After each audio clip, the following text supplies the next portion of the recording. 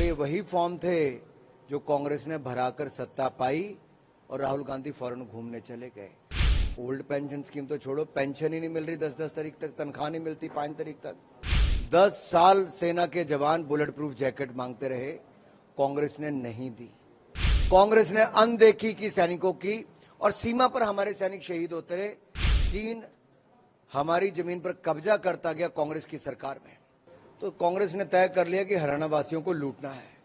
दूसरे इनके विधायक ने कहा कि 50 वोट पे एक नौकरी देंगे, 2000 का कोटा मिल गया। यानी कि नौकरियों का कोटा और खर्ची पर्ची की दुकान वापस चलने की शुरुआत होने वाली। क्या हरियाणा के लोग कभी खर्ची पर्ची वाली सरकार लाएंगे? नहीं लाएंगे। जहां तक रही फॉर्म की बात, हिमाचल प्रदेश में पिछले चुनाव के बाद फॉर्म कूड़ेदान में पाए गए, ढेर लगे हुए थे, जगह जगह बिखरे पड़े थे, और ये वही फॉर्म थे जो कांग्रेस ने भराकर सत्ता पाई और राहुल गांधी फौरन घूमने चले गए। आज तक कोई वायदा पूरा नहीं किया। 1500 रुपए महिलाओं को महीना देने थे, नहीं दिए। 300 यूनिट बिजली के देने थे, नहीं दिए। 2 रुपए किलो गोबर, 100 रुपए लीटर दूध खरीदना था, नहीं खरीदा। इन्होंने पानी मुफ्त देना था, वो नहीं दिया, ऊपर से सेस लगा दिया। ओल्ड पेंशन स्कीम तो छोड़ो, पेंशन ही नहीं मिल रही 10-10 तारीख तक, तनख्वाह नहीं मिलती 5 तारीख तक। बिजली पे सेस लगा दिया, पेट्रोल और डीजल के दाम 2 बार बढ़ा दिए। कांग्रेस ने लूट लिया है।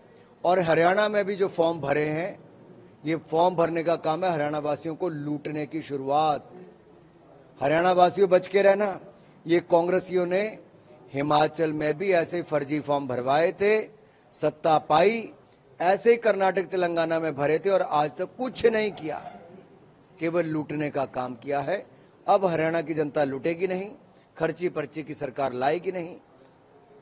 राहुल गांधी प्रियंका यहाँ हरियाणा में घूम रहे हैं और लोगों को कह रहे हैं हम रोजगार देंगे, बहुत सारी चीजों को घोषणा कर रहे हैं। आपके ऊपर कह रहे हैं कि वादा खिलाफी किया किसानों के साथ, युवाओं के साथ। यही कांग्रेसी राहुल गांधी जी सांसद थे, इनकी सरकार थी। 10 साल सेना के जवान बुलेट प्रूफ जैकेट मांगते रहे, कांग्रेस ने नहीं दी। हरियाणा के जवान शहीद हो गए, यहां का नौजवान, इन्होंने कुछ नहीं किया।